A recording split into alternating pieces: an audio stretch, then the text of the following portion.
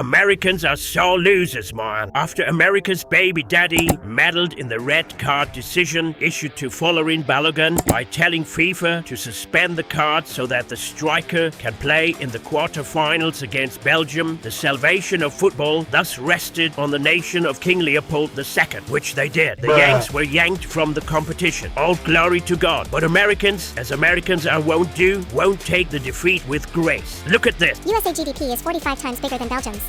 California's economy is over 5 times that of Belgium. Texas has about 3 times Belgium's GDP. NYC Metro alone produces more than Belgium. Maryland alone is 4 times larger than Belgium. USA has 63 national parks.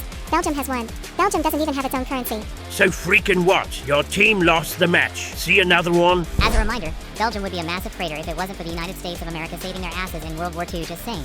I thought he was joking, but then he dropped it. In all seriousness, Belgium is an incredible country, and they won fair and square. But to real Belgians, you need to win more than just a soccer game. You need to win the culture war, and take your country back from the African invaders. Thank me later. How did we get here, though? It is just a match. Now we are talking about African invaders. You see, it is tweets like this, and the red card issue, and the Senegalese and Iranian players treated like shit issue, and the exorbitant costs and ticket prices issue that confirm my suspicion that America hosting the cup was a bad idea. Yeah, I almost forgot the hydration break thing. But even if you can find a way to avoid staring at all that, the reactions of some, I hope it is some, Americans to the defeat by Belgians is why I don't want this country hosting the competition again for another 2,000 years. Look at this goat. He said, I literally cannot name one thing that Belgium does better than America. Someone responded, coffee. They actually have real coffee in that country. Beer, not your shit. Want more? The average Belgian citizen speaks at least 3 times the number of languages that you do, and their English is better than yours. And what did this goat say? He said, why the hell would I speak anything other than English, which we invented? What in the fuckety fuck of illiteracy is this? America invented English. What is wrong with these people? Well, to be honest, I feel I want to believe he is just rage bait. But this guy isn't rage bait. You know what? Let's talk about this GDP thing. It is stupid. You don't trade football on the stock exchange. There are many ways to score goals, but it is not by siding with the Federal Reserve. Maybe the US would be winning the World Cup by a 45-point margin if GDP equaled skill, but it doesn't. Instead, they're losing 4-1 to a country the size of Maryland. It's like a man who walks into a street fight, gets knocked out, and then trying to flex his credit score while he is on the ground. Nobody cares. The Maryland argument is even more stupid. Maryland has a population of about 6 million. Belgium has 11 million. So Maryland has fewer people, less GDP per capita, and still lost the game. How shallow and superficial must the people be to be using the landmass of a state as a flex? Congratulations, you have a lot of dirt and trees. You know what Belgium has that Maryland doesn't? 4 goals. If landmass equated to football success, Russia would have won the last 10 World Cups. What do you think we are doing here? Bringing arguments that belong in a kindergarten playground to a grown-up sports conversation. The last time the US men's team lifted a significant trophy, 1991. That's 35 years ago. Belgium has produced some of the most legendary footballers on the planet. De Bruyne, Hazard, Lukaku, company. Can you name a player in the US squad that strikes fear into the hearts of international defenders like Kevin De Bruyne? The metrics they are using are purely materialistic. It's the shallowest way to measure worth. But I guess that's what you do when this is your president. So I saw the play, and I'm a person that loves sports and was a good athlete, and I understand sports really well. And that wasn't a foul. That wasn't even an infraction. That was 2 guys running full speed that happened to crash into each other.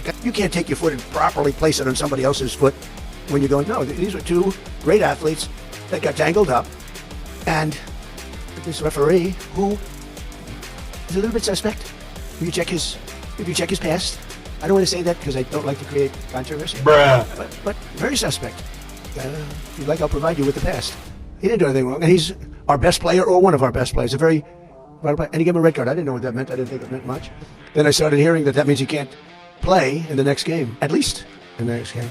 I said, boy, that's a big, if it happened to another player, it would have been unfair. But when they take your best player, or just about, they have some great players, and they say you can't play, that's very unfair. That's, it's one thing to penalize somebody for the game, but how do you penalize them for a game that hasn't been played yet? It's very unfair. You can't do that.